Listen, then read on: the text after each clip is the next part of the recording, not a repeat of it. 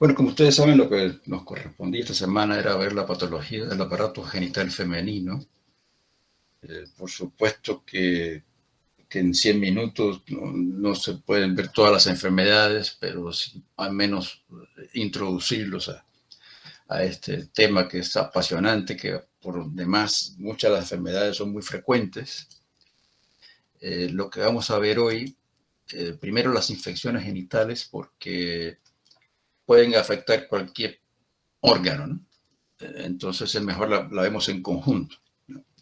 Y después, de forma separada, veremos la patología ovárica, la del cuerpo uterino, la de cuello uterino, la vaginal, la vulvar y, por último, las enfermedades trofoblásticas de la gestación, que es un grupo de enfermedades restringidas, bueno, como dice la palabra, la gestación. Y que también es bueno tener un nivel al menos de familiarización con ella. Previo a entrar en esa lista, es necesario hacer un pequeño recordaris de la histología del aparato genital, las cosas más importantes, y vamos a comenzar por los ovarios, ¿no? En el caso de los ovarios, es una estructura compleja porque hay varias cosas que ustedes quizás se recuerden de histología. Y claro, está el óvulo con los folículos que pueden ser los primordiales, o los secundarios, el folículo de Graf y después los atrésicos, y el cuerpo lúteo, pero deben recordar que sobre todo se ve más en el folículo de Graf, está la famosa capa granulosa y las tecas internas y externas, y además está el estroma por fuera de eso, ¿no? Entonces, esas son estructuras que vienen de los cordones sexuales y es importante recordarlas porque tienen relación con tumores que se llaman igual que las estructuras porque se parecen mucho. Además de eso, el ovario, recuerden, tiene un epitelio superficial que se llama epitelio celómico o epitelio de Müller, y ese también da lugar a diferentes tumores. Y por otra parte, el óvulo mismo, así el ovocito, también como célula germinal, bueno, pues hay una serie de tumores que son originados a partir de esa célula. Entonces, eso es importante tenerlo en cuenta. Acá, por ejemplo, tenemos la trompa de Falopio. Esto es un corte transversal. Fíjense que la luz en realidad está ocupada en gran parte por estas papilas, que son estructuras de tejido conectivo revestidas por el epitelio tubárico. Y el epitelio tubárico, visto acá mayor aumento, está compuesto por dos células. Y de las dos, es importante recordar la ciliada. La ciliada, porque acuérdense que los cilios en todas partes, su presencia es para empujar algo hacia adelante, ¿no? hacia por donde debe salir. Entonces, en este caso, cuando el óvulo pasa por acá, estos cilios lo van empujando hacia el útero. Y lo mismo aplica a las bacterias y las secreciones en los bronquios, por ejemplo, con el epitelio bronquial, que también es ciliado, ¿no? Entonces, este epitelio tiene el componente ciliado y otro componente que también es columnar, que también es cilíndrico, pero que no es ciliado. Sí, en el útero, ya probablemente dicho, vemos la serosa. Acuérdense que sobre todo por detrás hay una reflexión que forma el saco de Douglas, pero toda esta zona de acá sí está cubierta por serosa. Viene el miometrio y viene después el endometrio. El miometrio es músculo liso, como recordarán. El endometrio, que está representado acá, recuerden que la capa basal no responde a los cambios hormonales, no se modifica. Lo que se modifica es el resto y pasa por los ciclos de proliferativo y secretorio y, bueno, y por supuesto la fase menstrual, ¿no? Entonces el ciclo es tres fases, la proliferativa o folicular, la secretoria y la menstrual. Eso sería lo normal. Y con la menstruación hay sangre, y eso es un detalle porque en ginecología siempre hay que pensar en que el sangramiento sea anómalo, porque sería normal que una mujer en edad fértil sangre cada 28 días, ¿no? Entonces hay que identificar, por razones obvias, si se trata de eso o de una hemorragia anómala, ¿no? En todos los otros sistemas, la hemorragia siempre es anómala, ¿no? Y por eso sería redundante decirlo, pero en el caso de ginecología hay que especificar. Otro lugar muy interesante es el cuello, y en el cuello, recuerden que está la famosa unión escamocolumnar. Hacia acá estaría el útero, hacia allá estaría la vagina. Entonces esto que viene acá es epitelio columnar, que es epitelio glandular, y como en otros lugares que ustedes recuerdan de histología, hay un componente que es de superficie y glándulas abajo, ¿no? Y eso se continúa con el escamoso, que vendría a ser el exocervix, ¿no? Entonces, esto es endocervix y esto es exocervix. Sin embargo, si se fijan, aquí hay una glandulita, entonces algo raro está acá. Esta glandulita no está revestida por el otro epitelio que le correspondía. Y es que esto es una zona de metaplasia escamosa. Y eso, en realidad, lo tienen todas las mujeres, prácticamente es fisiológico. Y reviste mucha importancia porque en esta zona de transformación epitelial, donde hay esta metaplasia escamosa que está reemplazando al epitelio endocervical, es que ocurre el cáncer del cuello con más frecuencia, ¿no? Y veremos eso con más detalle después. Ahora, si uno sigue acá, este epitelio escamoso hacia afuera, tendríamos la vagina, y este epitelio escamoso muy parecido a este, si un epitelio escamoso estratificado, no queratinizado, porque no tiene capa córnea, ¿no? Y eso lo diferencia de la vulva, porque la vulva prácticamente es piel, y por lo tanto tiene capa córnea, incluso con su granulosa y todo, ¿ya? Después por debajo. Y no solo eso, tiene también glándulas sebáceas o pilosebáceas. Bien, entonces, habiendo hecho ese recordaris, vamos a ver las infecciones del aparato genital femenino. Hay tres grupos grandes, y esto es muy bueno para ubicarse, ¿no? Hay un grupo que se restringe al aparato genital inferior. Estas infecciones son muy frecuentes, pero generalmente no producen secuelas graves. Entonces, tienen mucha morbilidad, pero hasta ahí, ¿no? Y producen molestias, claro, pero no tienen complicaciones importantes. Hay otro grupo que sí afecta no solo al inferior, sino al aparato superior. Y ahí sí tenemos o podemos tener secuelas graves, ¿no? Entonces, fíjense cuáles microorganismos son culpables en ambas situaciones, porque eso es relevante, ¿no? Por otra parte, hay infecciones, sobre todo por los virus de VPH, de alto riesgo, que representan infecciones por oncovirus, ¿no? Y en este caso no tenemos una manifestación inflamatoria de la infección, lo que tenemos es una transformación neoplásica, que más se ve en el cuello uterino, en la vagina y en algunos de los de vulva.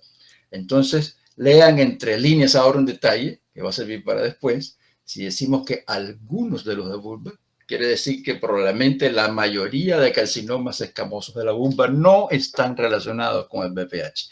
Eso es bueno saber.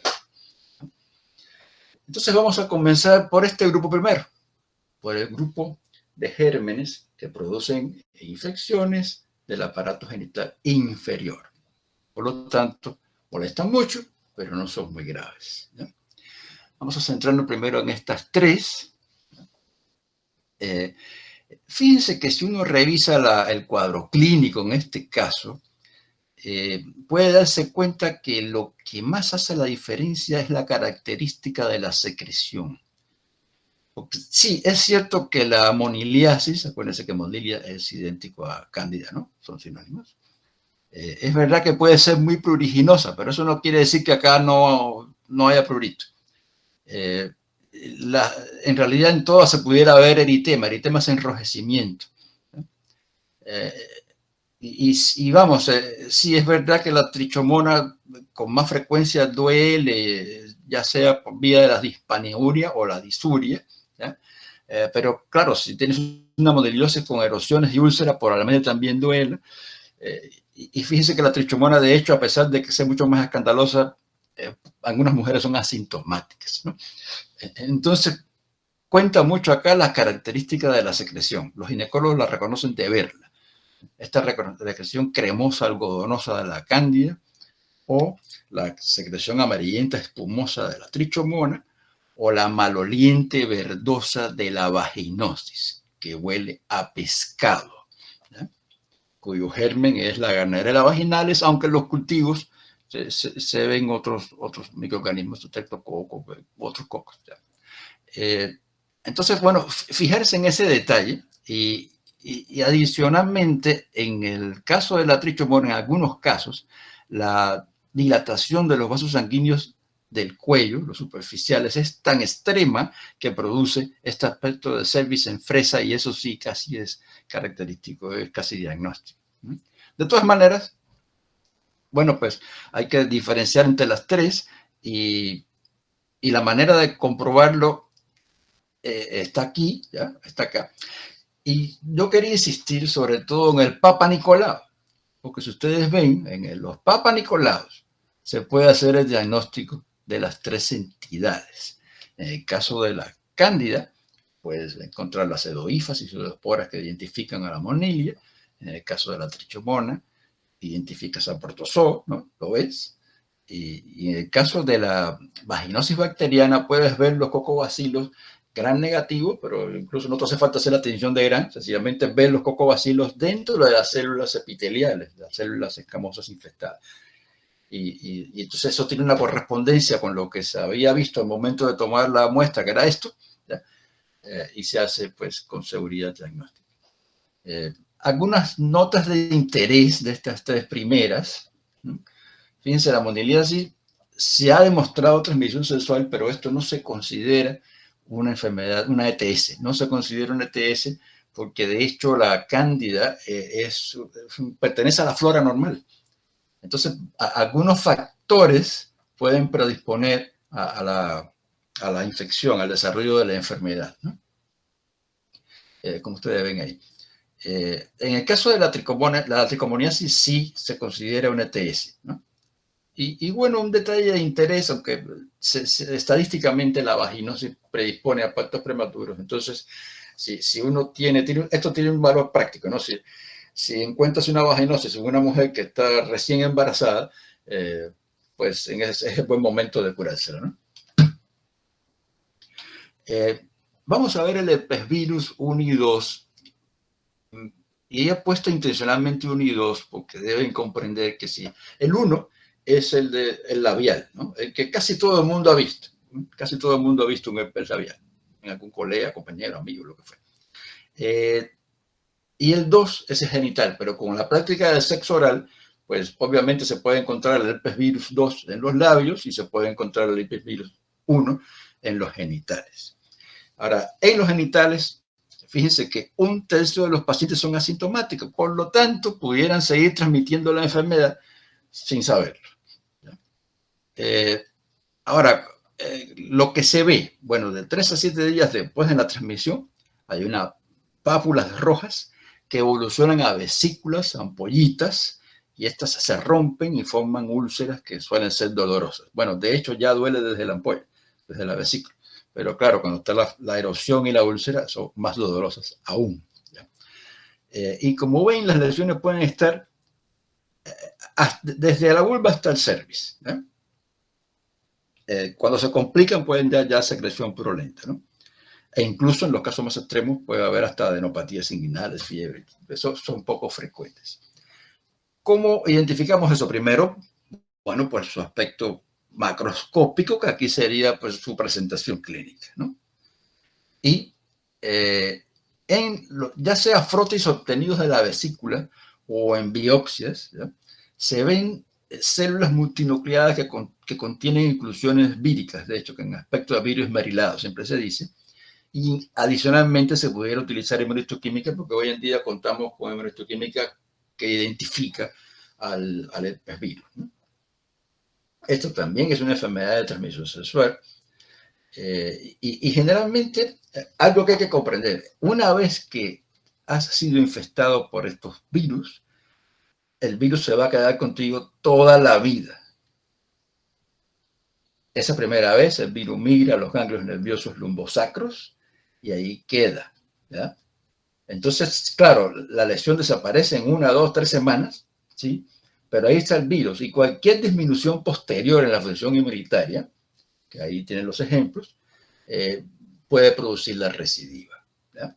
En algunos pacientes hay un fenómeno de regulación inmunológica, ¿no? que mejora durante la vida y dejan de tener la infección, pero no es que el virus no esté, ¿ya? Escondido en los ganglios nerviosos. Lo mismo aplica para el virus herpes tipo 1, ese también se queda. Entonces, ahí entre estos factores que generan la recidiva, incluso es muy frecuente la exposición al calor, ya sea por fiebre o exposición a la luz solar. Y es interesante porque en estos virus, también en el momento que uno tiene la enfermedad que cura en 2, 3 semanas, ok, en ese momento que termine la enfermedad, es como si uno hubiera levantado más anticuerpos o más defensas, entonces tiene como un tiempo sin que ocurra una recurrencia, ¿ya? A ver si la explico más fácil. Tienes un virus herpes 1 en el labio, y fuiste a la playa y te salió el herpes, ya. Entonces, como se te quitó el herpes, sigue yendo a la playa 2 o 3 semanas, no te va a dar. Te va a dar a los 2 o 3 meses, ¿ya? Para que me expliquen bien, con un ejemplo. Bueno, ya que nos queda es el condiloma acuminado. Entonces, el condiloma acuminado lo vieron en la práctica, ¿no? En la práctica de laboratorio. Y aquí tenemos excrescencias papilares, sesiles pediculadas, estos exofíticos, a veces son blanquecinas, pero también pueden ser rojizas, y pueden estar en vulva, donde son muy frecuentes, pero no solo en vulva, pueden estar en la región perineal, perianal, en la vagina y en el cuello también, ¿ya? Y la identificación acá va por la vía de identificar en el microscopio una proliferación hiperplásica del epitelio escamoso que tiene una estructura papilar. Y tiene una estructura papilar porque tiene papilas de tejido conectivo debajo, ¿ya? Entonces es medio digitiforme y además hacia la superficie de esa prolongación epitelial se puede identificar la tipia coilocítica o la presencia de coilocitos, que no son más que células claras con núcleos más bien picnóticos de contorno irregular. Y acá la agente causal, bueno, es el VPH, pero son los VPH de bajo riesgo, principalmente es el 6 y el 11, y es importante recordar que estas lesiones no son precancerosas, es decir, por feo que se vean los condilomas acuminados, no se malignizan, no se transforman en carcinomas escamosos. Vamos a empezar de abajo hacia arriba, ¿ya? En el cuadro. Entonces, primero, el condiloma, porque ya ustedes están familiarizados con esto, ¿no? Y claro, esto es un caso pues, exagerado, espectacular, pero así se ven las lesiones. Pudiera ser en la práctica esta nada más o esta nada más, ¿no? Pero sí pueden ser múltiples. ¿Sí? Y como les decía, una hiperplasia papilomatosa del epitelio escamoso. Este es el epitelio, estas son las papilas. Y en superficie, hacia la superficie, vamos a verlo más de cerca, podemos ver los famosos coilocitos, que son estas células claras con núcleos más bien retraídos de contorno irregular e hipercromáticos. Bueno, en cuanto al herpes, acuérdense que esto comienza como una mácula, pero con unas vesiculitas. Salen pronto unas vesiculitas, ya aquí empieza a doler. Estas vesiculitas se van rompiendo y terminan siendo estas erosiones y ulceraciones. Claro, en esta fase es más doloroso que acá, pero aquí también duele. Y histológicamente, o si tienes un frotis, este líquido que está dentro de la vesiculita, encuentras estas células multinucleadas, células epiteliales multinucleadas con inclusiones. Esas inclusiones son virales. En el caso de la Garnerella, acuérdense, los cocobacilos se ven dentro de las células epiteliales, todos estos puntitos. De hecho, se le llama células en sombra. Entonces, eso identifica a la vaginosis. Las tricomonas son estas estructuras, ¿ya? que son ovoides, ¿ya? Y son flageladas. O sea, acá se lo pongo que hay una, que hay otra, otra, comparando con el tamaño de la célula y la morfología. Este de acá es este de acá, ¿ya? Para verlo en mayor aumento. Y por último, de estas infecciones superficiales, bueno, o inferiores, tenemos la moniliasis, ¿no? Aquí tiene la pseudohifas y las pseudoesporas de la Cándida albicans. Bueno, entonces vamos a las más serias. Estas infecciones de aparato genital inferior y superior están muy relacionadas a la enfermedad inflamatoria pélvica porque terminan siendo eso. Bueno, pues cuando se agravan, ¿no? Y lo primero que hay que entender acá es que esto se trata de una infección ascendente. O sea, siempre va a ir de abajo hacia arriba. Es que acá no hablamos de infecciones hematógenas. Teóricamente pudieran existir, pero no es así. Entonces la infección aquí siempre es ascendente y la mayoría son por transmisión sexual, si son ETS. Claro, también hay infecciones puerperales e incluso algo que no está acá. También puede haber, por ejemplo, con el uso inadecuado de tampones, también se puede tener una infección seria del aparato genital. Los agentes biológicos, que ya lo habíamos visto en el cuadro inicial, son la Neisseria, la clamidia y otros bacterias sobre todo, ¿no? El estafilococo, estreptococo coliformes y hasta incluso el Clostridio perfringens. Ahora, aquí tienen que entender que hay muchos momentos evolutivos y hay toda una dinámica. Entonces, podemos tener, obviamente las cosas pueden empezar muy agudas, pero después como que se cronifican, pero lo crónico se puede reagudizar y además las localizaciones pueden variar, sobre todo para un momento determinado. Y es por eso que pudiéramos tener cosas como salpingitis supurativa o esa supuración compromete no solo a la trompa, sino también el ovario. Entonces tenemos una oforosalpingitis o una salpingoforitis y puede ser también supurativa, pero imagínense que esa supuración ahora está en una colección ya de pus, entonces es un absceso tubovárico, pero imagínense que no es una colección de pus, sino que es una inflamación aguda combinada con la crónica, pero ya con fibrosis y adherencias, entonces se llama complejo tubovárico. Y así, ¿no?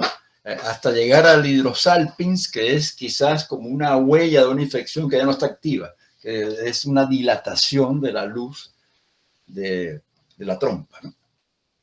Y ese pues sería mucho menos importante. Ahora, ¿qué complicaciones? Bueno, pues depende, ¿no? ¿En qué fase estamos hablando? ¿No? Si estamos hablando de la fase aguda, pues obviamente podría ser una peritonitis, septicemia, choque séptico, en fin. Y si es crónica, ya las complicaciones van más por la vía de la fibrosis. Y la fibrosis ahí en la pelvis, con cierto nivel de inflamación crónica, puede producir esterilidad, abortos, embarazo ectópico por bloqueo tubovárico, adherencias a otros órganos que pueden a su vez generar dolor e incluso, por ejemplo, obstrucción intestinal.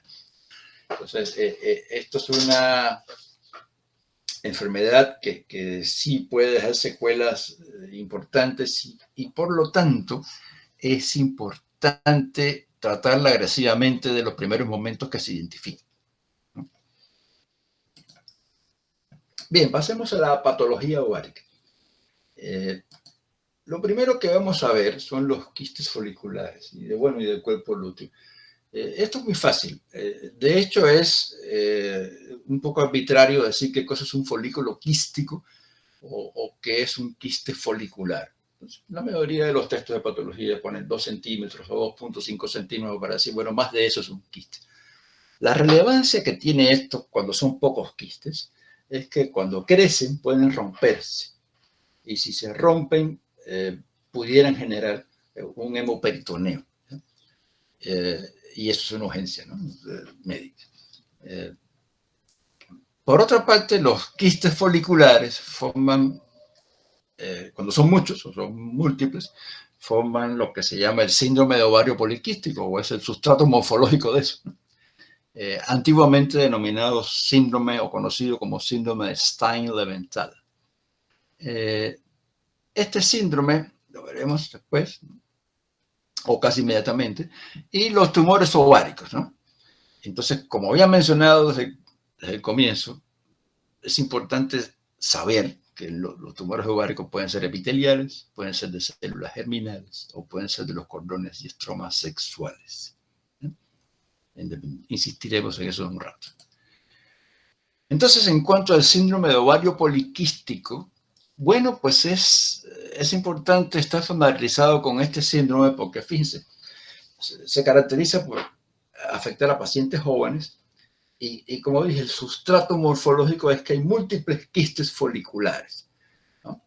Pero esos quistes están produciendo hormonas, entonces hay un androgenismo que se manifiesta por hirsutismo muy grave, pero además la cosa se complica porque hay anovulación, falta de menstruación, infertilidad, obesidad, acné, disminución de la libido. El tratamiento de esto es hormonal, ¿no? El tratamiento de esto es hormonal, pero tienes que identificar el síndrome para entonces decir, bueno, pues le hago una ecografía porque como estos son múltiples quistes en el ovario, aquí macroscópicamente y acá microscópicamente, lo cierto es que se dejan ver en imágenes. Y ya con eso tienes el diagnóstico. En algunas ocasiones hay algunos ginecólogos que prefieren asegurarse, porque no siempre se ve tan bien, y se hace una biopsia en cuña del ovario a ver si hay quistes múltiples, ¿no? El tratamiento no es quirúrgico, ¿eh? El tratamiento es contrarrestar con píldoras el androgenismo, ¿no? Y los tumores de ovario sí son algo un poquito más complejo. Repitiendo, tenemos los del epitelio, que hoy en día se dice que en realidad la mayoría de estos tumores epiteliales no son de este epitelio, sino más bien vienen de las fimbrias. Ok, pero lo tradicional es que venga originado supuestamente en el epitelio celómico, que cubre el ovario también, como dije, llamado epitelio de Müller.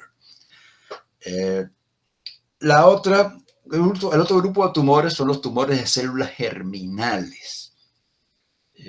Acuérdense que las células germinales, tanto las masculinas como las femeninas, son capaces de producir a la larga a todos nosotros.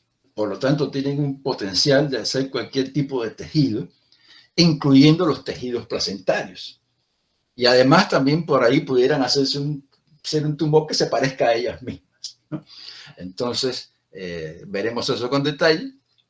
Y están estas estructuras que derivan de los cordones sexuales, ¿no? Que los cordones sexuales son estructuras primitivas, embrionarias, ¿no? Pero son las que dan lugar al estroma del ovario, llamado estroma sexual, y a la granulosa, la teca interna y la teca externa de los folículos, ¿no? Entonces tenemos que ver ese grupo de tumores. Y ahora, para irnos relacionando con los nombres, ¿ya? Los tumores del epitelio, los epiteliales, son serosos, mucinosos, endometroides de células claras y de células transicionales. Los tumores de células germinales son el digeminoma, el tumor de saco vitelino o tumor de senos endodérmicos, carcinoma embrionario, corocarcinoma, teratoma. Fíjense, es la misma lista que vimos en el testículo. Lo único que el digeminoma no se llama seminoma, pero son idénticos. Y vendría después los tumores de los cordones sexuales o el estroma sexual, ¿eh? Que a saber son los tumores de células de la granulosa, los tecomas, los fibromas y los tumores de células de Sertoli Leydig. Hay más, pero vamos a dejarlo ahí, ¿eh? Entonces comenzaremos con los tumores epiteliales del ovario. ¿Ya? Algunas verdades acerca de ellos. Miren, el 80% son benignos y se presentan en mujeres jóvenes. Y los malignos se ven en mujeres de más edad. Eso clínicamente es útil, ¿no? En los serosos, se llaman serosos porque el componente epitelial tumoral, es similar al epitelio tubárico, ¿ya? En los mucinosos, el componente epitelial tumoral produce moco y es similar al epitelio del endocervis o del intestino. Los endometrioides está claro, ¿no? Se parecen al endometrio. Los transicionales se parecen al urotelio. Acuérdense que todo el epitelio que reviste el sistema colector renal, uréteres, vejiga y la porción proximal de la uretra es de células transicionales, ¿no? Y en los células claras no se parece a nada, ¿no? ¿Cómo son? Bueno, pues son sencillamente con células claras. Y además ayuda a su identificación cuando las células no son tan claras, la expresión de napsina A. ¿Ya? Entonces, es por eso que se llaman serosos, mucinosos, endometrioides, transicionales de células claras. ¿Ya? Y de células transicionales. Ok. Ahora vamos a ver. Los tipos histológicos todos, ¿ya?, se subclasifican en benignos si no hay atipia ni estratificación del epitelio, borderline con atipia y estratificación sin infiltración del estroma, y malignos con invasión. Siempre en cualquiera de estos tumores va a venir acompañado de este apellido que es el que es quizás más importante que el nombre, ¿ya? ¿Es benigno, es borderline o es maligno? ¿Ya? Los malignos pueden ser de bajo grado o de alto grado, ¿ya? Dicho eso, todos los tipos histológicos, todos, representan variabilidad en su componente quístico, sólido y estromal. Entonces, en dependencia de eso, van a recibir en la práctica nombres como cistoadenoma, en el caso que sea benigno y mayoritariamente quístico. Entonces uno puede decir cistoadenoma seroso, cistoadenoma mucinoso, cistoadenoma endometrioide, puede decir. Ahora tiene un componente más estromal, entonces cistoadenoma fibroma, cistoadenofibroma, adenofibroma, que es lo mismo, pero al revés, pero sin componente, este es más sólido, ¿no? Y si tenemos un carcinoma que predomina el componente quístico, entonces se llama cistadenocarcinoma. Y si es casi todo sólido, se va a llamar carcinoma. Entonces, esto, como que no hay que volverse loco con esto, sencillamente entender que los colegas usan los nombres en dependencia de la característica del tumor. Lo importante es que el tumor es uno de los tipos histológicos, por decir, es mucinoso y es benigno, borderline o maligno, ¿no? Ahora, el más frecuente de los carcinomas es el seroso. Y aquí hay un detalle que siempre es bueno recordar, que las mutaciones germinales heredadas, ¿no?, de BRCA1 y BRCA2 aumenta la susceptibilidad a esta neoplasia de cáncer de mama. Recuerden el caso de Angelina Jolie. Entonces, fíjense, por ahí como que pueden ir fijando que si es un tumor epitelial y es una mujer joven, lo más probable es que sea benigno, ¿no? Porque el 80% son benignos. Ahora, también es bueno saber que el carcinoma de ovario prototipo, el más frecuente, es el seroso, ¿no?, que es el que se relaciona con el BRCA. Entonces, vamos a tener un par de ejemplos ahora de esto. En este caso, bueno, pues tenemos un tumor que más o menos mide 8 centímetros quizás. Es un tumor quístico, superficie lisa, no está infiltrada por nada que se vea macroscópicamente. Y cuando se abre, es quístico, en realidad es medio multiquístico porque tiene como quistes hijos, ¿no? Pero bueno, es un quiste grande, predominantemente quístico. En realidad la cápsula aquí está un poco engrosada, pero no es que haya zonas sólidas. Y uno muestrea esto y se encuentra, bueno, pues el estroma y está revestida esta superficie por este epitelio que es cúbico y que tiene hasta una tendencia a que tener un cilio, entonces como que se parece un poco al epitelio de la trompa.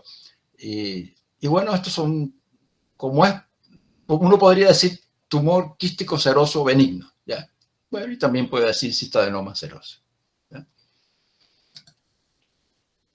Y tenemos una contraparte, que es el más frecuente de los carcinomas epiteliales y en realidad el más frecuente de todas las neoplasias malignas en el ovario, ¿ya?, que es el carcinoma seroso, ¿no?, el tumor seroso maligno, ¿ya?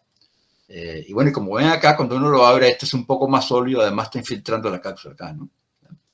Y claro, la composición celular también es más, hay más células, en este caso con una clara estructura papilar. Si uno lo ve a este aumento, uno no podría decir si es benigno, o borderline o maligno, porque en realidad no, en esta foto no se ve infiltración, pero en esta sí se ve infiltración. Se ve que los nidos estos tumorales están infiltrando este estroma.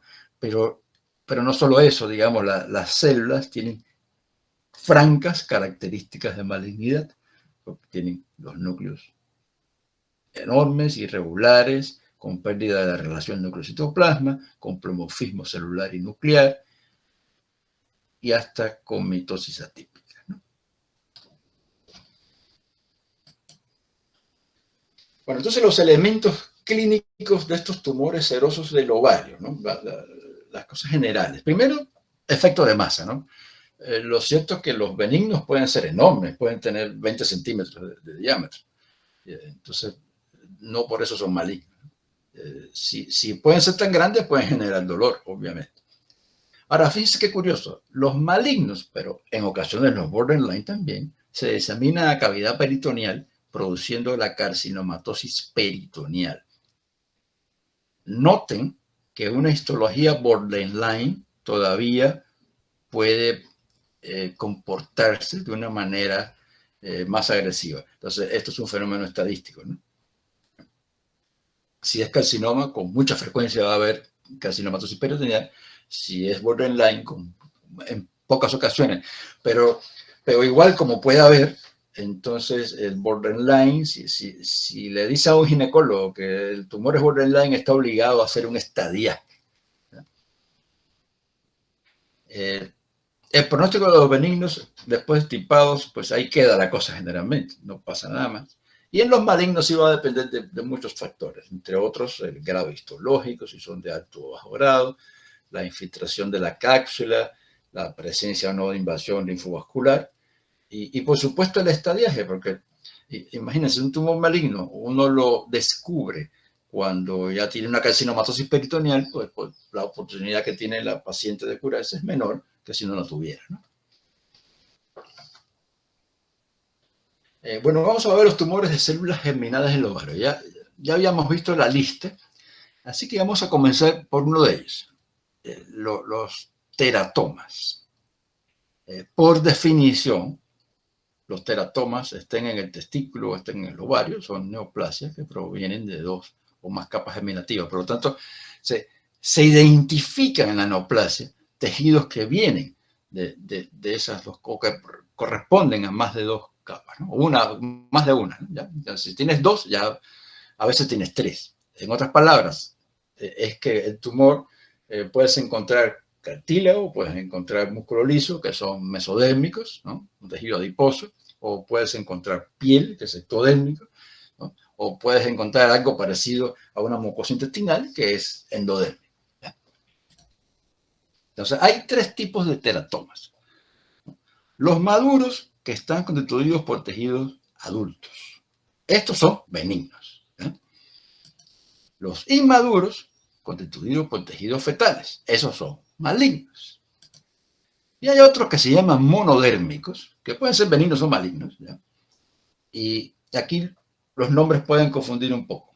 Hay algo que se llama estruma ovárico, que quiere decir tejido tiroideo, ¿ya? Después está también el tumor carcinoide, y fíjense que la combinación de tumor carcinoide con tejido tiroideo se llama estruma carcinoide. Bueno, es así. Pero hay algo más importante que esto, creo que es el momento de insistir.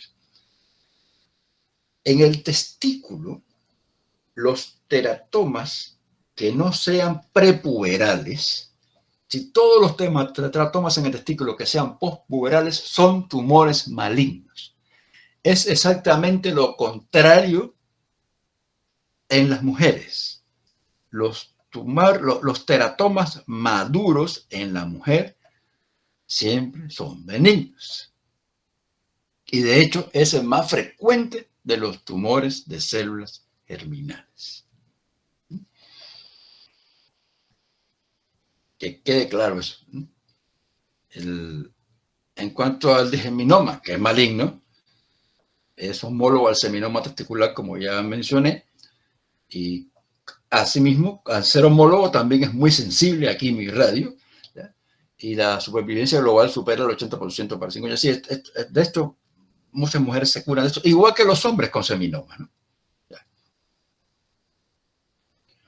Ya el colocarcinoma es un tumor quizás más maligno y veremos, esta diferencia es importante recordarla, no responden a quimioterapia en la magnitud de los placentarios. Claro, un origen trofoblástico hace que el colocarcinoma, si lo tratas, responda muy bien a ese tratamiento, ¿ya? Que no es el caso de esto, que no quiere decir que no respondan nada, pero bueno, son un cáncer que tiene su estadística en cuanto a la respuesta a la quimioterapia y con frecuencia son mortales. Y por supuesto, colocarcinoma quiere decir que es un tumor maligno del trofoblasto, ¿no? Sí, citotrofoblasto, ¿no? Con mucha hemorragia, mucha necrosis. Está el tumor de saco vitelino, que es el tumor de seno endodérmico, que también es maligno, ¿ya? Y aquí hay algo que con frecuencia se ve en los exámenes de residencias, en los MLI, en casi todos, que es que este tumor se caracteriza por la presencia de cuerpos de Chiral-Duval y además la presencia de gotas hialina. Y eso es importante porque las gotas hialinas lo que contienen es alfa-fetoproteína. Y eso quiere decir que, bueno, potencialmente pudieras diagnosticar el tipo histológico si encuentras un tumor en el ovario y tiene la alfa-fetoproteína sérica elevada. Pero más importante que eso, puedes monitorear la enfermedad. Sí, la operaron, le sacaron, le pusieron quimio y ahora mides la alfa-fetoproteína, tienes un basal y si eso se eleva en el tiempo, quiere decir que tiene una recurrencia, ¿no? Por cierto, el otro tumor que produce alfa-fetoproteína es el carcinoma hepatocelular. Y ahí también sirve de la misma manera el valor sérico de la alfa-fetoproteína. Bien. Y además de estos tipos, que son los tipos de tumores, ¿ya? De células germinales del ovario, están las combinaciones de los anteriores, ¿no? Y claro, esos siempre son malignos. Bueno, insistiendo, la mayoría son teratomas quísticos maduros, que también se llama de hecho quiste dermoide porque predomina el componente de un tejido que es idéntico a la epidermis, ¿no? Y a la dermis, incluso con glándulas sebáceas. Y son más frecuentes en mujeres de edad fértil y recuerden, son benignos y son la mayoría. Entonces, todo el resto aparecen en mujeres más jóvenes y niñas y en esto sí predominan los malignos. Entonces, un teratoma maduro quístico, o también llamado quiste dermoide, aquí está abierto, es el quiste, ¿no? Y fíjense cómo hay una zona sólida y acá tenemos muchos pelos, ¿no? Entonces, esto tiene como un material sebáceo y muchos pelos, y el material sebáceo está producido por las glándulas sebáceas, que tiene ese epitelio que se parece a la piel, es idéntico, ¿ya? Y de hecho, es capaz de formar pelos, porque tiene no solo sebáceos, sino son unidades pilosebáceas, ¿no? Acá tienen uno abierto, aquí tienen los pelos, pero incluso aquí tienen formaciones dentarias. Es decir, esto es bien surrealista, hasta donde pueden llegar estos tumores. Y de hecho yo le comentaba a mis alumnos de práctica de laboratorio que en la antigüedad se consideraba que cuando una mujer tenía esto, se suponía que había sido pues víctima de una brujería, o más espectacular aún, esto era el producto de una relación adúltera de esa mujer con el mismísimo demonio, ¿no? Con el diablo. El diablo se había hecho pasar por el esposo. Entonces, este era el producto de esa relación, ¿no? Entonces, vean, histológicamente, esto es como piel, con todas sus capas, ¿ya? Y aquí tienen un montón de glándulas sebáceas, pilosebáceas, que son las que producen el material sebáceo y los pelos. Y si se fijan acá en otra área, aquí tenemos cartílago, tenemos músculo liso, tenemos tejido adiposo, y hay un epitelio columnar parecido, ¿no? Al de tracto gastrointestinal, al endocervix, una cosa así, ¿no?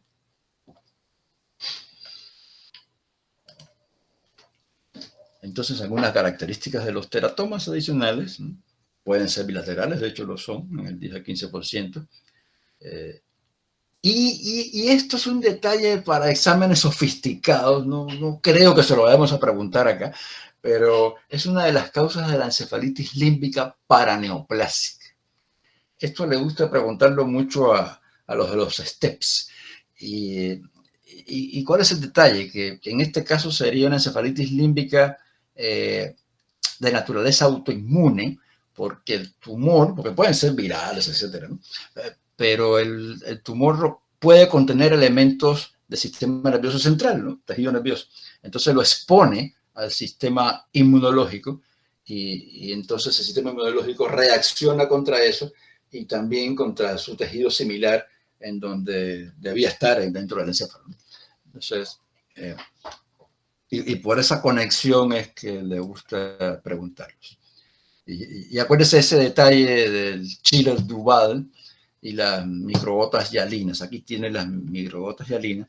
Y este cuerpo de Chiller-Duval no es más que un vaso sanguíneo que está rodeado por células tumorales. Hay un espacio claro que a su vez está revestido por fuera por células tumorales, ¿no? Entonces, es una estructura medio glomeruloide, se reconoce, y es famosa, ¿no? Entonces, puede verse en los exámenes. Entonces, nos falta el grupo de tumores de los cordones sexuales y el estroma sexual, ¿no? Los importantes son estos 4. Entonces, empezando por los tumores de células de la granulosa, yo puse en rojo esto acá, para acordarme de decirles que es tumores de células de la granulosa, no de células granulosas. Porque tumor de células granulosas es otra neoplasia que tiene que ver con los tejidos blandos, ¿ya? Entonces, es de la granulosa, ¿ya? Y es así porque se parece a la capa granulosa de los folículos, ¿no? De los folículos de grasa. Es decir, las células son irregulares, con unas hendiduras así parecidas como granito de café. Citoplasma relativamente escaso. Y tienen un detalle. Entonces, por eso se llama tumor de células de la granulosa, porque se parecen a la granulosa. En muchos de los tumores forman estas estructuras, se agrupan como si estuvieran tratando de rodear un ovocito, ¿no? Eso se llama cuerpos de Kallerner. Ahora, macroscópicamente son tumores con componentes sólidos y quísticos, ¿ya? Ahora, vamos a ver algunos detalles. Mire, algunos de los tumores producen estrógeno, ¿ya? Y con eso, en las niñas producen pubertad precoz y en los adultos riesgo de lesiones proliferativas mamarias, placenta endometrial y carcinoma endometrial, como saben, ¿no? Y de todas maneras hoy verificaremos eso en el endometrial. Y de acá hay otro razonamiento que hacer. De hecho, en el orden clínico y un poco morfológico, aunque en realidad se parecen mucho, hay una forma juvenil de este tumor de células de granulosa. Es decir, hay una forma juvenil y una forma adulta. Ahora, algo que sí hay que saber es que todos son potencialmente malignos, pero ojo, los patólogos no podemos predecir eso. No podemos, cuando estudiamos un tumor de células de la granulosa, la histología no permite diferenciar entre lo que se va a comportar como benignos o como malignos. Entonces, es una de esas pocas situaciones en que un médico demuestra su ignorancia si le pregunta al patólogo, pero ¿este tumor es benigno o es maligno?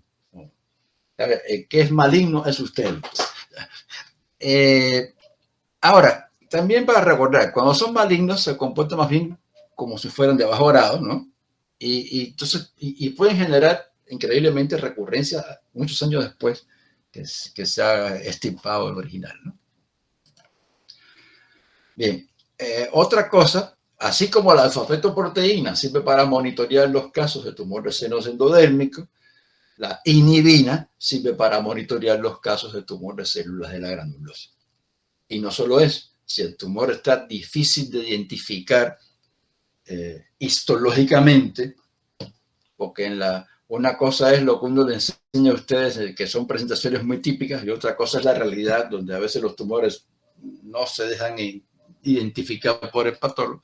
Entonces hay herramientas hoy en día para ayudar a los patólogos, y una de ellas es la inmunistoquímica, que es muy socorrida, y entre todos los marcadores con los que se cuenta está la inhibina, que identifica a todos estos tumores de los cordones sexuales y del estroma sexual. Bien, entonces, el importante quizás es el tumor de las células granulosas, digamos, a nivel de pregrado, y de los otros hay que saberse cosas puntuales, ¿ya? De los otros tumores del estroma y los cordones sexuales. Entonces, los fibromas son benignos, ¿ya? Ahora, los fibromas están compuestos por fibroblastos, por lo tanto no producen hormonas, porque los fibroblastos lo que producen son fibras de colágeno, ¿no? Y hay un detalle, 40% se asocian a citis que nadie sabe bien por lo que es. Ahora, si además de la citis hay hidrotórax derecho, entonces se llama síndrome de Meigs, ¿ya? Y este síndrome de Meigs es bien infrecuente en la práctica, pero bastante frecuente en los exámenes. Bueno, por la rareza, ¿no? Más bien los exámenes de propedéutica, ¿no? De medicina interna, ¿no? Y los tecomas también son benignos, pero estos sí producen hormonas. Ahora, de hecho, los puros son infrecuentes y por lo tanto el término fibrotecoma es perfectamente lícito. Y bueno, recordar que la mayoría de tumores de células de sector ileide, que también se llaman androblastomas, se manifiestan por masculinización, y 5% o menos de 5% de hecho se comporta de manera maligna, ¿no? O sea, la mayoría son benignos. Bien, pasamos al cuerpo uterino. En el cuerpo del útero vamos a revisar estas entidades que ustedes ven en la lista. Así que comenzaremos por el fenómeno de Arias Stella. Dicho sea de paso, en el libro no está así como una entidad. Así que prepárense a tomar nota acá. Bueno, el asunto es que vale la pena decirles que Javier Arias Stella, que falleció hace 2 años, fue peruano, ¿no? Y un peruano muy ilustre, ¿no? Porque de hecho es el médico latinoamericano más citado en la literatura médica mundial, que no es poca cosa. Y eso se debe a este artículo que apareció en esta revista Archive of Pathology en 1954. Entonces, esto obviamente, como yo le dije a mis estudiantes de práctica de laboratorio, esto fue un golazo, ¿no? Porque tuvo tanto impacto que terminó siendo lo que está en rojo, ¿no? Ahora, este médico obviamente también produjo una serie de publicaciones, investigaciones que no tuvieron este impacto, pero que eran muy buenas, y además tuvo una vida política intensa, ¿no? Entonces fue un peruano muy ilustre, esa es la verdad, ¿ya? Bueno, acá está el doctor Arias Stella, y todavía existe el Instituto Arias Stella. Este es el equipo de patólogos hace 12 años en el instituto, y este soy yo 12 años más joven. Y lo que, claro, para mí es un poco personal estas cosas del fenómeno Arias Stella, pero lo cierto es que todos los patólogos y todos los ginecólogos están muy relacionados, muy familiarizados con el FAS, ¿no? Con el fenómeno de Arias Stella. Y vamos a ver por qué, ¿no? Primero, ¿de qué se trata esto? Bueno, pues esto es una atipia, una forma de atipia en las células endometriales cuando hay presencia de tejido trofoblástico, es decir, de tejido coriónico, ¿ya? Y la atipia se caracteriza porque las células son mucho más grandes que las normales, y además tienen los núcleos irregulares, hay vacuolación citoplasmática, vacuolación incluso nuclear, y las células protruyen hacia la luz de de las glándulas. Entonces, endometriales, ¿no? En este caso. Eso, antes de la publicación del artículo, se confundió muchas veces con malignidad. ¿Ya? Entonces, hoy en día eso ya no ocurre porque, como dije, todos los patólogos están muy, muy familiarizados con esto, ¿no? Pero antes sí, sí ocurrió. Bueno, ahí está lo que les he dicho, ¿no? En cuanto a la descripción morfológica de esto. ¿Y cuál es la utilidad? Primero, claro, hoy en día los patólogos no confunden porque ya lo saben reconocer esta atipia que no es neoplásica, sencillamente es un fenómeno hormonal, ¿no? Inducido por las hormonas y por el embarazo mismo, ¿no? Por eso se relaciona con la presencia de tejido trofoblástico. Pero hay una cosa más importante que tiene muchísima vigencia. Es que ¿qué pasa cuando una mujer está embarazada y tiene algo que podría ser un aborto, tiene un sangramiento, no se para el sangramiento, entonces ya parece que fue un aborto, efectivamente, y le hacen un legrado. Entonces, si le hacen un legrado y te encuentras esto al costado del tejido trofoblástico, bueno, pues no hay nada que decir, ¿no? Era lo de esperar. Pero ¿qué pasa si no hay tejido trofoblástico? Entonces, si no hay tejido trofoblástico, hay dos explicaciones. Una es que en el aborto ya todo lo que era trofoblástico, placentario y fetal ya se fue, ya salió, ¿no? Y queda la reacción endometrial. Bueno, esa es una. Pero la otra es que nunca hubo tejido trofoblástico allí. El tejido trofoblástico puede estar en otro lugar, por decir, la trompa.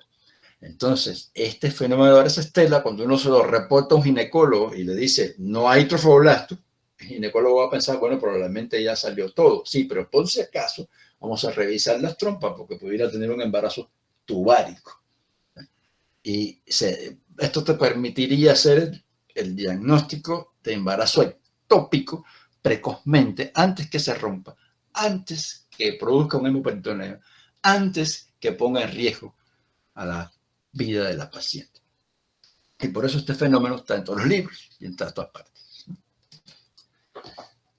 Bien, el pólipo endometrial lo mencionamos porque es muy frecuente, ¿ya? Son neoplasias benignas, como ustedes ven ahí, ¿no? Que obstruyen. Entonces, claro, en la medida que van creciendo, pudieran incluso competir por el espacio con el feto y producir infertilidad. Más frecuentemente lo que producen es hemorragia. Acuérdense, hemorragia anómala. ¿Ya?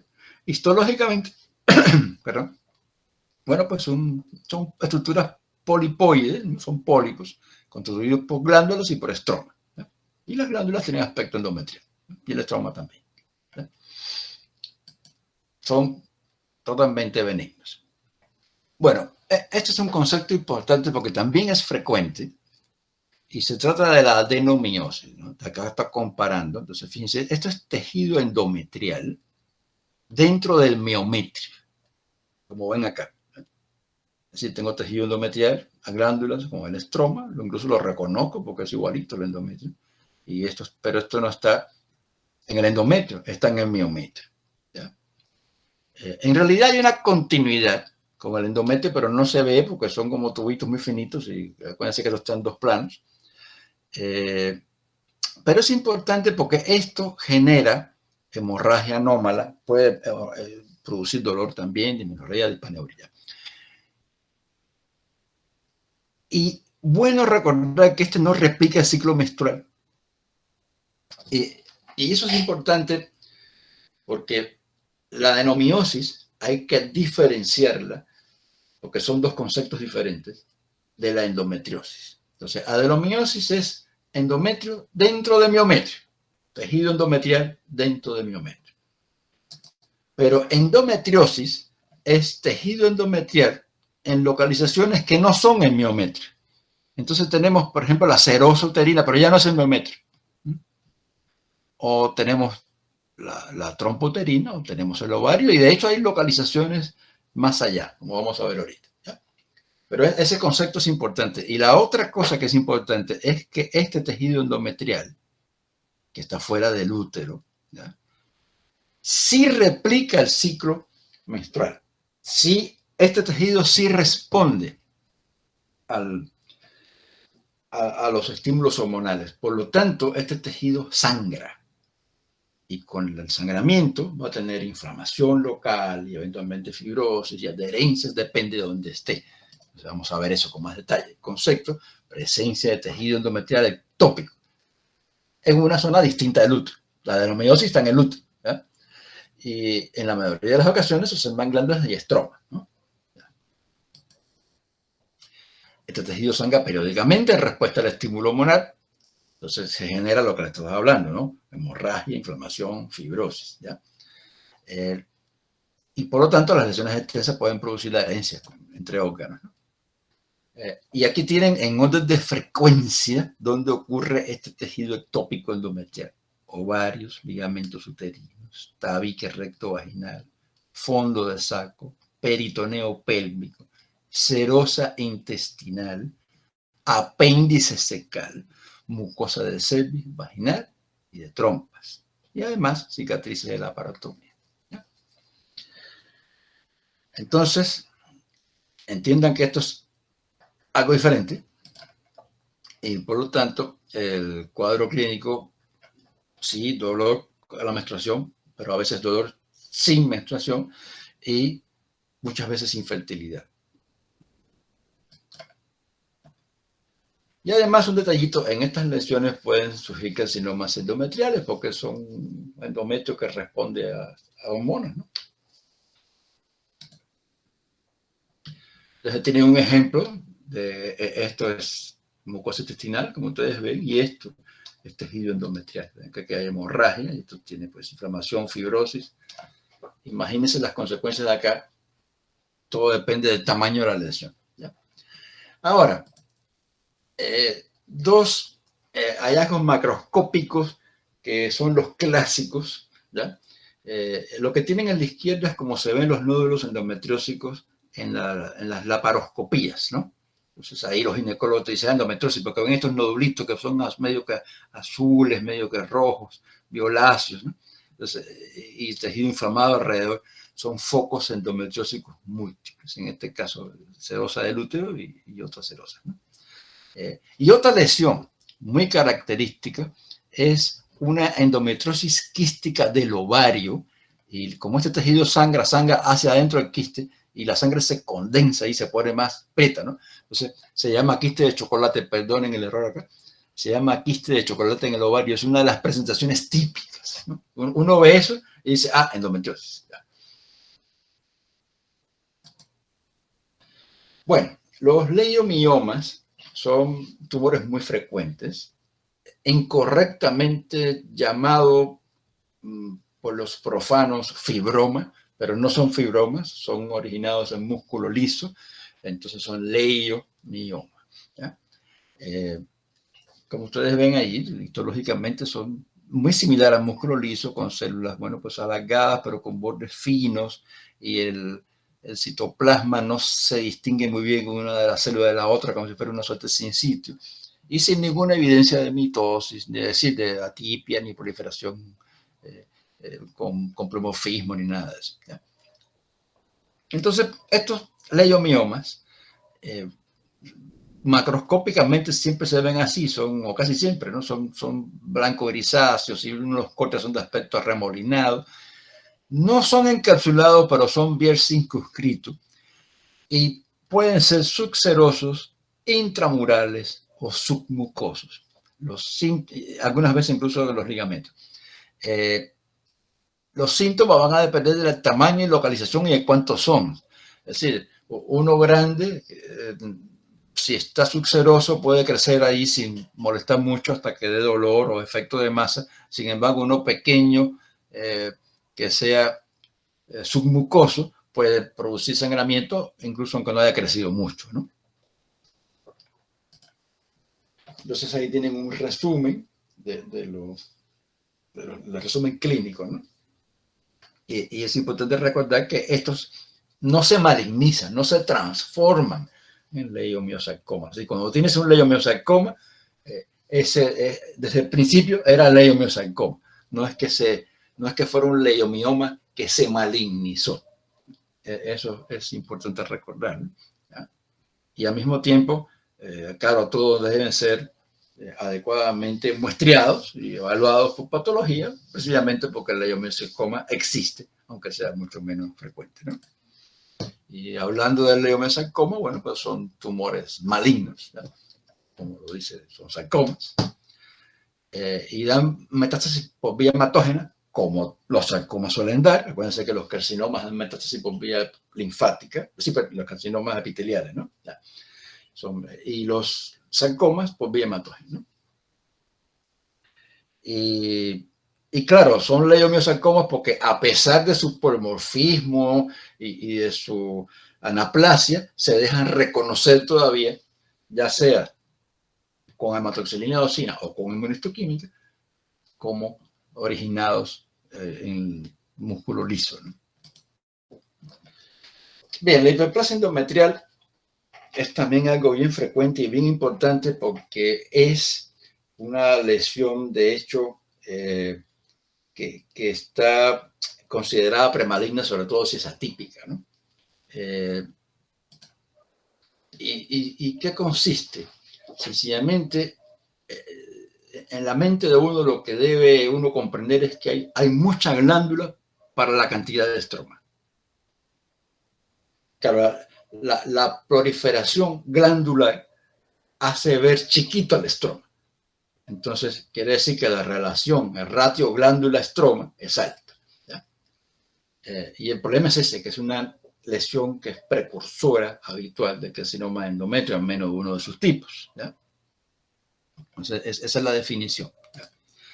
Ahora, ¿cuáles son los tipos de hiperplasia endometrial? Bueno, pues hay típica y atípica. Y fíjense que atípica es un término que es idéntico al otro término que es neoplasia intraepitelial endometrial.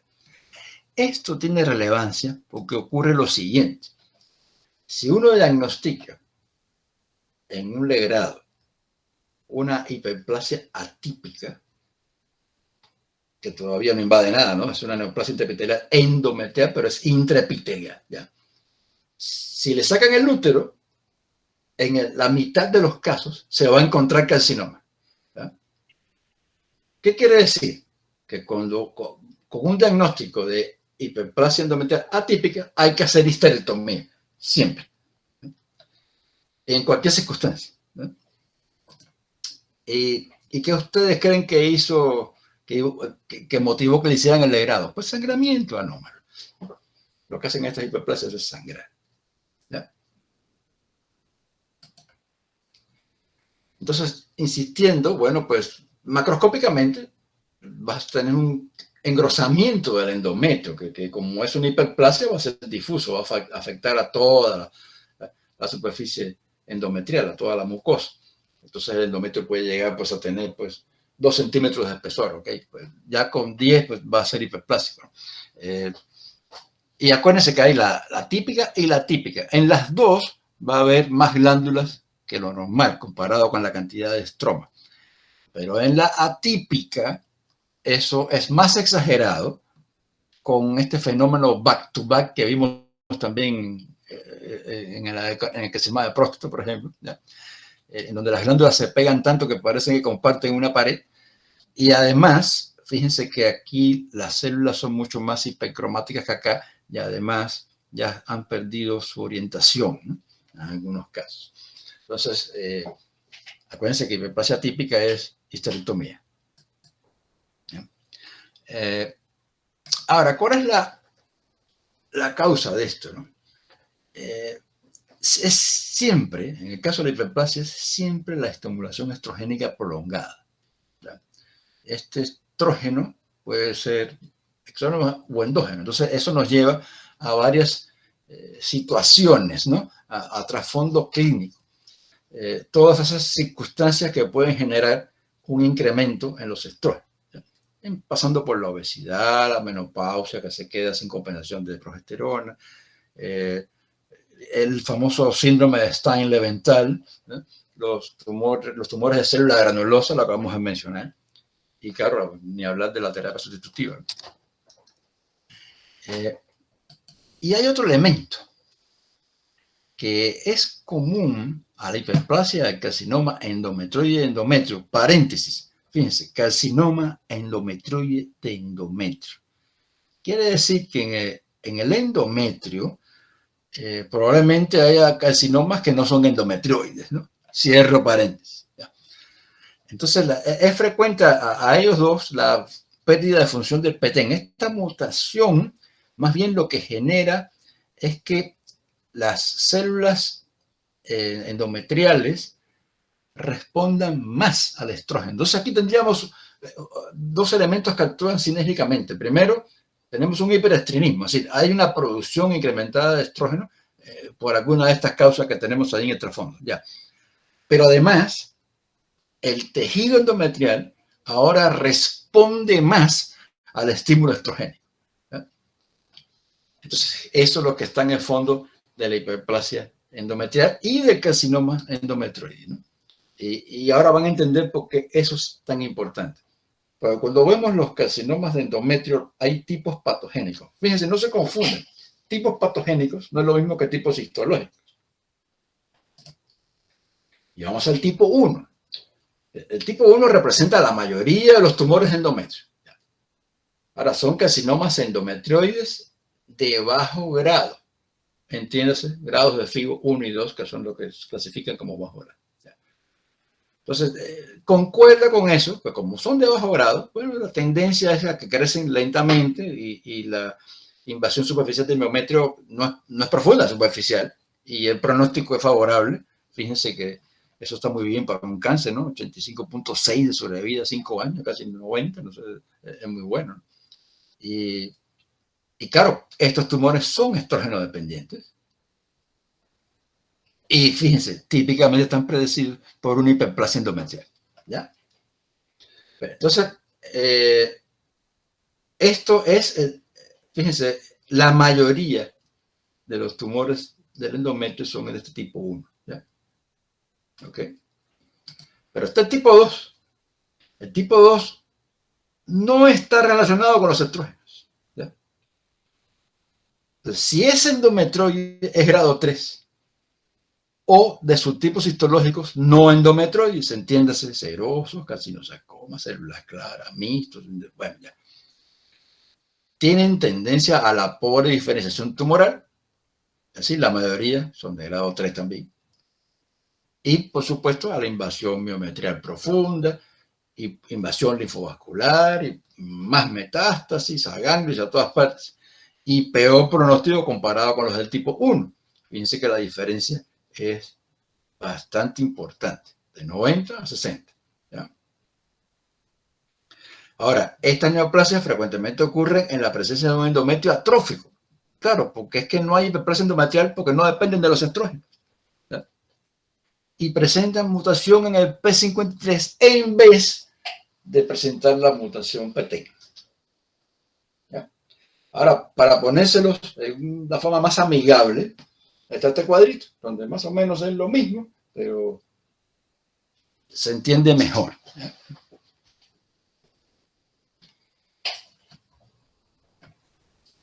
Entonces, fíjense este detalle del endometrioide G3, ¿no? Este sería G1 y G2 de bajo grado. ¿No?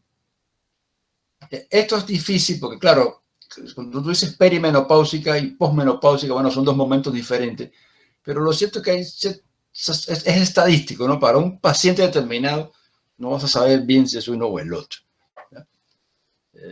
Entonces siempre hay que, pues, muestrearlo, ¿no? Obviamente.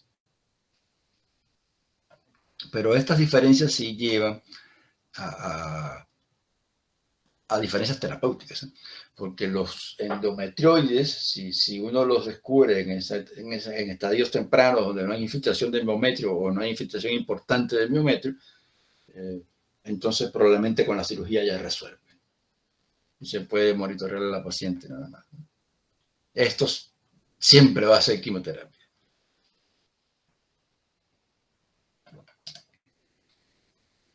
Entonces, esto no es para abrumarlos con la clasificación, es solo para recordarles que el tipo endometrioide, sea el grado que sea, es el más frecuente, pero el más frecuente es el 1 y el 2, ¿no? Que corresponden al tipo 1 patogénico. ¿Ya? Y siempre acuérdense que los carcinomas serosos y carcinomas de células claras, ese nombre siempre va asociado a peor pronóstico. Entonces, como este es el más frecuente, bueno, pues lo veremos, ¿no? Fíjense que representa pues, casi el 80% de los casos. Entonces noten, está compuesto por células columnares altas que se parecen a dónde. Si se llama endometrioide, pues al endometrio normal. Fíjense, con atipia variable, ahora veremos eso, que forman estructuras glandulares alineadas pared con pared, bueno, también lo vimos sin estroma intermedio, y puede haber áreas sólidas. Y es que, en dependencia de la atipia, en dependencia del porcentaje de áreas sólidas, es que se decide cuál es el grado. Entonces funciona, y claro, la mayoría tiene receptores, ¿no? Porque si no, ¿cómo van a ser estimulados? Ahora, ¿cómo es que funciona lo de los grados? Ya. Uno se fija en el porcentaje del patrón sólido, este que está acá. ¿Ya? Entonces, si es menos del 5%, uno dice grado 1. Entre 6 y 50%, grado 2.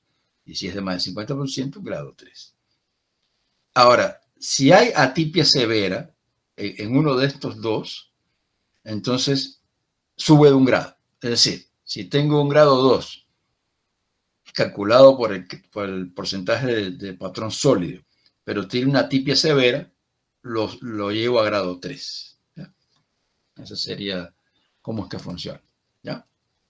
Acuérdense que los grados 1 y 2 corresponden al tipo patogénico 1 y los grados de la endometrioide, ¿no? Y los grados 3 corresponden al tipo patogénico 2. Bueno, un ejemplo de carcinoma endometrioide está bastante avanzado, infiltrando miometrio. Y acá tiene pues un adenocarcinoma que sigue siendo endometrioide porque se parece al endometrio, pero que no tiene muchas zonas sólidas, pero sí tiene atipia, ¿no? Bueno, el cuello uterino. Estas son las enfermedades que vamos a revisar. Y acá vamos a hacer hincapié desde ahorita en dos cosas. Primero, que la famosa neoplasia intraepitelial cervical, que es también la lesión intraepitelial escamosa, es precursor de carcinoma escamoso. Y que escamoso es sinónimo de epidermoide, ¿no? En este contexto. Y la otra cosa es que, aunque obviamente lo que vamos a revisar es el carcinoma escamoso, que es el más frecuente, ustedes deben saber, al menos conocer, que en el cuello puede haber adenocarcinomas. Y que además la mayoría de esos adenocarcinomas también están relacionados con la infección a BPH. Bueno, comenzaremos con el cuello. Entonces, ya ustedes vieron este ejemplo en el laboratorio, ¿no? Una cervicitis crónica que tiene pues, la mucosa del cuello pues, erosionada, eritematosa, edematosa. Y microscópicamente lo que ven es una inflamación crónica con componente agudo. Ese es el infiltrado, incluso erosiva, ¿no? Se pierde el epitelio ahí. Y eso solo para recordar porque en definitiva esto tiene que ser uno de los gérmenes que vimos al inicio, solo que bueno, cuando está comprometiendo el cuello uterino, ¿no? En cuanto al pólipo endocervical, este se parece al pólipo endometrial. Son extraordinariamente frecuentes estos polipitos endocervicales. Son benignos, se originan en el canal y con mucha frecuencia, como ocurre acá, protruyen a través del orificio cervical. Y lo mismo, estroma con glándulas endocervicales, generalmente revestida la superficie por epitelio tipo endocervical, aunque a veces por epitelio escamoso metaplásico. ¿Ya? La clínica es que pueden ocasionar hemorragia vaginal, generalmente escasa, lo que las mujeres le llaman manchado, y por supuesto la extirpación es curativa y es lo que se hace. Ahora, claro, en patología del cuello, el caso del cuello pues es la diva, ¿no? Entonces, recordar que es el cuento más frecuente a nivel mundial en mujeres, que el factor etiológico más importante es la infección por PVH de alto riesgo. Se habla siempre de los tipos 16 y 18, hay 15 tipos más, Y esos son los tipos que identifican los PCRs actuales, ¿no? Y claro, hay cofactores, ¿no? Pero de todas maneras, esto se considera esta cáncer es en realidad una enfermedad de transmisión sexual, ¿no? Y acá un detalle muy importante, porque esto explica por qué el carcinoma escamoso es mucho más frecuente en el cuello que en la vagina, por ejemplo. Porque el virus, para llegar al cuello, tiene que pasar por la vagina. Pero el carcinoma ocurre con mucha frecuencia en el cuello y en la vagina no. En la vagina existe, pero son muy poco frecuentes, ¿no? Y es por esto. Entonces, el virus lo que va a infestar es la célula basal inmadura. Entonces, tiene que haber una exposición de esa célula para que el virus pueda llegar a ella. ¿Y cuál es el entorno perfecto para que eso ocurra? Bueno, pues la metaplasia escamosa en el contexto del cervicitis crónica. Es por eso que la metaplasia escamosa es tan importante, ¿no?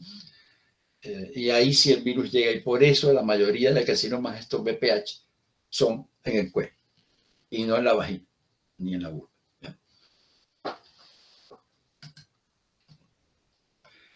Y la otra cosa que ustedes también saben que es que hay esta lesión preneoplásica que se llama lesión intraepitelial escamosa. Esto es muy importante porque estas lesiones se pueden identificar en los papanicolaos y en la biopsia de cuello, y de hecho en eso consiste el diseño de los screening y la prevención del carcinoma de cuello, bueno, junto con la detección del BPH por PCR, ¿no? Que como ustedes saben, en el país hay una suerte de discusión de cuál es el que se debería hacer. En los países desarrollados, casi todos están haciendo, al menos la prevención, el despistaje se está haciendo con PCR. Y después se hace Papa Nicolau si es que el PCR fuera positivo. Y además no cualquier Papa Nicolau, sino un Papa Nicolau de base líquida que se ve mucho mejor. Entonces, hay un problema de costos ahí y creo que nuestro ministerio todavía está decidiendo qué es lo que se debe hacer. Por el momento, en nuestra práctica todavía se ve mucho Papa Nicolau. Pero bueno, lo que hay que comprender ahorita, que ustedes esto ya lo han visto en otras ocasiones, pero habrá que insistir, ¿no? Esto inicialmente se clasificaba o se llamaba displasia, entendiéndose que la displasia leve era cuando las células con los cambios comprometían el tercio interno, ¿no? El tercio basal del epitelio, ¿ya? Si llegaba más o menos hasta la mitad, era moderada. Si llegaba casi hasta arriba, era severa. Y si es todo el epitelio, era un carcinoma in situ. Este es un término también un poco confuso porque lo que no infiltra no debería llamarse carcinoma, pero ok, se llama así y así se va a quedar, ¿ya? Y bueno, ya viene el carcinoma invasivo, que este ya no es premaligno, ¿no? Pero todo esto de acá sí, ¿ya? ¿Qué pasó? Que con el tiempo se vio que la reproducibilidad entre estos dos no era buena. Entonces los agruparon en un concepto que se llamaba neoplasia intraepitelial cervical 3. Se quedó la moderada como 2 y la displasia leve como 1. Entonces, más o menos esto que está aquí esquemáticamente es lo que tienen representado acá ya en fotos microscópicas, ¿no? Y estos cambios celulares también se pueden ver, se identifican en el Papa Nicolau, ¿ya? Yo creo que eso es lo que hay que entender. Y la cosa hoy en día, ¿qué ha pasado? Que si al principio dijeron que la reproducibilidad de estos dos no era, de diferenciar entre estos dos no era buena, también se dieron cuenta después que la reproducibilidad entre estos dos tampoco es buena. Entonces, que era mejor agruparlos acá a estos tres.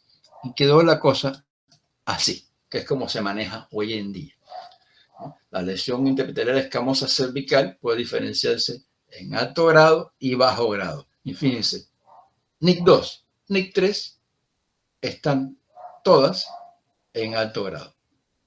incluyendo NIC3 a carcinoma in situ, ¿no? O sea, así ha quedado.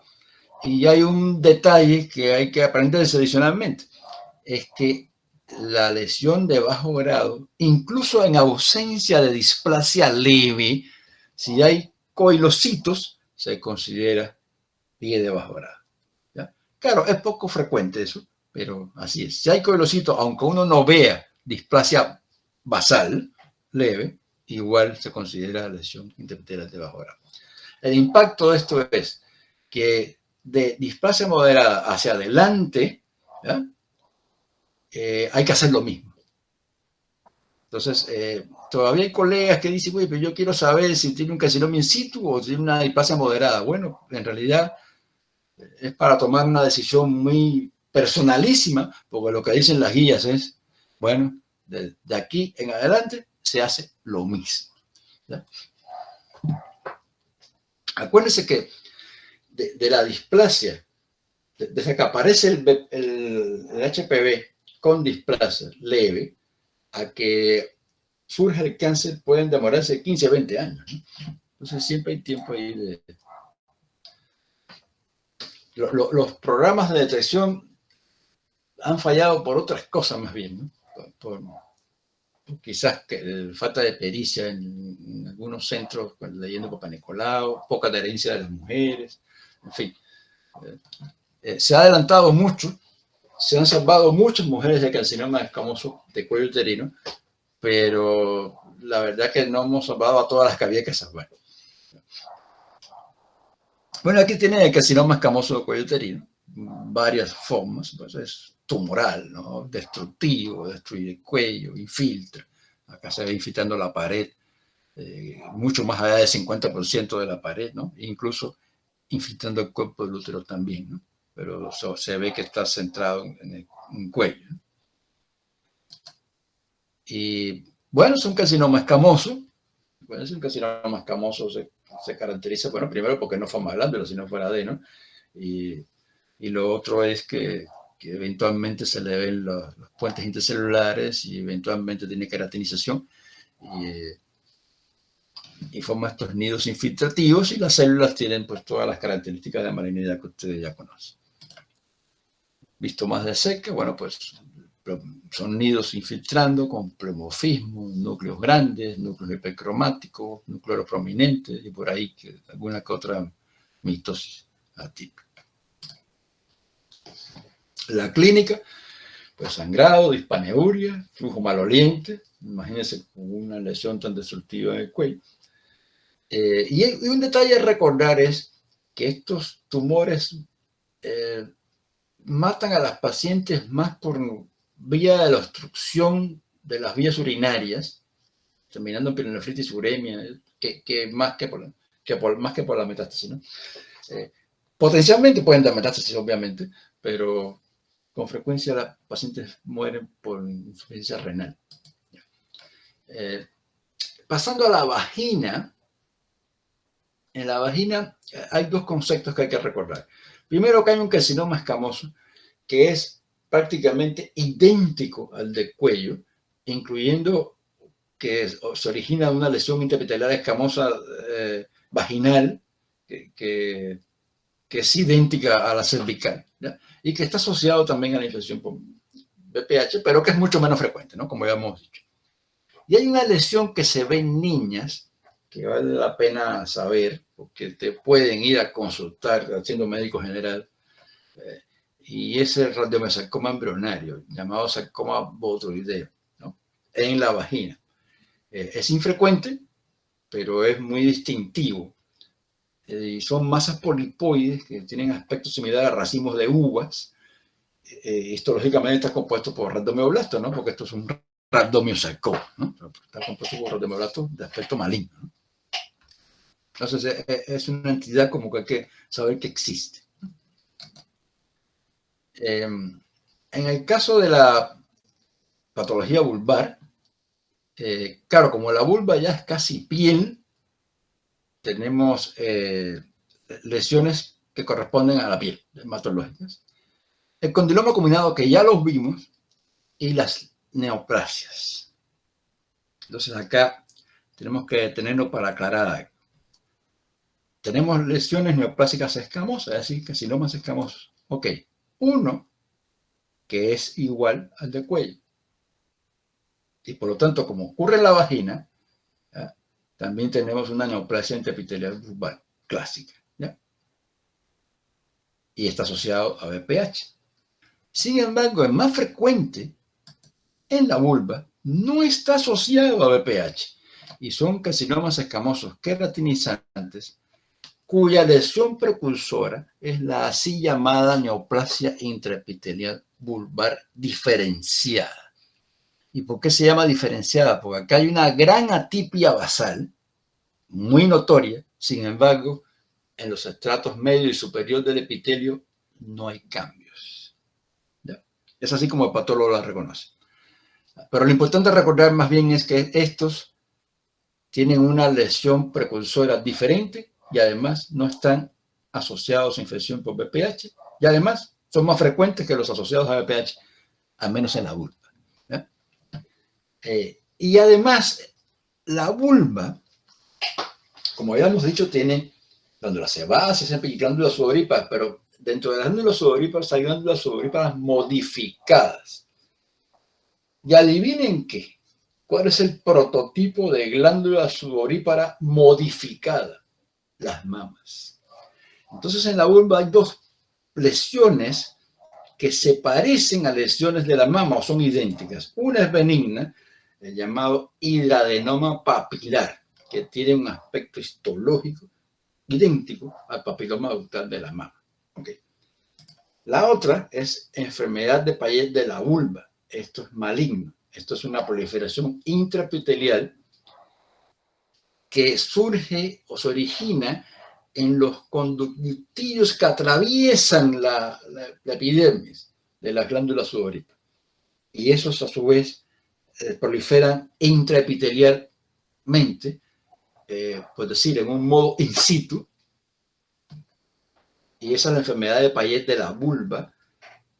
Hay otra enfermedad de Payet de la mama, ¿ya? Y clínicamente se manifiesta por un rash eritematoso en el labio mayor, sin tumor subyacente, y eso es una diferencia importante con el de la mama, porque el de la mama generalmente sí tiene tumor subyacente identificado. Bueno, tomar un poquito de agua. La enfermedad trofoblástica gestacional son estas cuatro entidades, ¿ya? De ellas no vamos a ver el tumor trofoblástico porque eso creo que para pregrado pues es mucho, ¿no? Pero sí es importante entender qué cosa es la mola idatiforme, la invasiva y el corocarcinoma gestacional. Entonces, empezando por la mola. El asunto es que había embarazos que las mujeres empezaban a sangrar, incluso antes de que se supieran qué consistía esto, y cuando lo lograban lo que sostenía era esto. Ven como vesículas, como dilataciones, como quistes, como uvas, ¿ya? Y lo que estaba ocurriendo histológicamente es que había efectivamente una dilatación quística de las vellosidades coriales acompañada de hiperplasia del trofoblasto, ¿ya? Ahora se dieron cuenta que había una en que todas las vellosidades estaban comprometidas y además la proliferación trofoblástica cubría toda la superficie de la vellosidad. A diferencia de otra en que no todas las vellosidades estaban comprometidas y la proliferación trofoblástica era como que parcial en la superficie de la vellosidad, y a eso le llamaron, la diferenciaron en mola completa y mola parcial. Así comenzó el asunto, ¿ya? Después, con los avances de la medicina, descubrimos lo siguiente, que la mola completa resulta de fecundación de un óvulo que ha perdido los cromosomas maternos. Fíjense, eso quiere decir que todos los cromosomas son de origen paterno, ¿ya? Entonces tienen los cariotipos ahí, ¿ya? Y en el otro caso es la fecundación de un óvulo también vacío por 2 espermatozoides. Entonces, sea de 1 o sea de 2, al no haber cromosomas maternos, esto no es compatible, el embrión no puede prosperar. Por lo tanto, cuando uno saca una mola completa, nunca ve embrión. Además, en estas molas completas, hay que aprenderse que hay riesgo de corocarcinoma posterior o de mola invasiva. ¿Ya? Por su parte, la parcial, ¿ya?, resulta de fecundación de un óvulo por 2 espermatozoides. Pero aquí es diferente la cosa. Su cariotipo es triploide porque el óvulo sí tiene cromosoma materno, no es un óvulo vacío. Entonces puede ser triploide o tetraploide, sí, pero aquí sí hay embrión. Claro, cuando decimos que hay embrión, no es que prospere hasta que nazca. En realidad son pocos, muy pocos, son excepcionales los casos que llegan a nacer vivos. Hay algunas descripciones en la literatura de eso, pero lo cierto es que cuando la mujer sangra, le hacen el legrado, se ve la mola y en la bola hay embrión, ¿no? Y bueno, la buena noticia de la parcial es que no se asocia con riesgo de corocarcinoma. Entonces, estas diferencias conceptuales hay que sabérselas, ¿no? Y como ven, bueno, todas las molas se presentan como aborto espontáneo o se detectan ecográficamente, ¿no? Y como ahora se monitorea bien a las embarazadas, entonces, bueno, embarazo normal, molar, se alegra, ¿no? La HCG está elevada, más en la completa que en la parcial, y eso es importante porque se debe monitorear después que se haya removido la mola, ¿no? Y se debe monitorear porque siempre existe riesgo después de una mola que aparezca una mola invasiva o un corocarcinoma. Ya hablando de la mola invasiva, ¿no?, en este caso hay una invasión, literalmente, del miometrio por las vellosidades. Entonces, no es que está la adherencia de este tejido al endometrio ya no es normal, es mucho más profundo. La mola invade el miometrio y de hecho puede incluso invadir vasos y no solo eso, localmente puede atravesar todo el útero y llegar a los parámetros. De hecho, pueden ocurrir embolismos de fragmentos de la mola, que son ya como si fueran unas metástasis. Algunos dicen que no lo son porque fue solo un embolismo. Y es cuestionable si es que crecen o no. Yo he visto un par de casos que parecería que sí crecen, pero bueno, la cosa es que se pueden ver en pulmones, cerebros, hígado, etc. Y el corocarcinoma gestacional es un tumor maligno de trofoblasto. Ahora, es importante esto. No, aunque es más frecuente en las gestaciones anómalas, no necesariamente la gestación previa puede ser normal. Vamos a revisar esa estadística ahora. Fíjense, la incidencia es 1 de cada 20.000 o 30.000 embarazos. Ahora, 50% de los casos sobre molas completas, 25% sobre abortos, 3% sobre embarazos ectópicos. Entonces te quedan 22% de los casos sobre embarazos normales en que no había ninguna anormalidad de la gestación, ¿no? Pero está clara que el embarazo normal es un riesgo, ¿no? De manera interesante pueden manifestarse durante la gestación. En ese caso generalmente, bueno, pues se identifican. El problema es cuando se manifiestan meses después, porque ya todo el mundo estaba... ¿Qué pasó? El problema es cuando se manifiestan meses después, ¿no? Y bueno, los corocarcinomas se ven iguales que los corocarcinomas en el testículo o con los carcinomas en el ovario, pero aquellos no son gestacionales, ¿ya? Entonces, son tumores muy malignos, con mucha necrosis, con mucha hemorragia, con mucho pleomorfismo, compuestos de trofoblastos, in situ y citotrofoblastos. Pero lo más importante recordar es que estos tumores corocarcinomas que son asociados a enfermedad trofoblásica, a enfermedad gestacional, a gestación, como tienen ADN paterno, entonces cuando uno le da un poco de quimioterapia, el sistema inmune como que aprovecha esa oportunidad y estos tumores se curan de manera espectacular, no como los otros, ¿no? Estos responden mucho más a quimio y de hecho las curaciones se logran en casi 100% de los casos, ¿ya?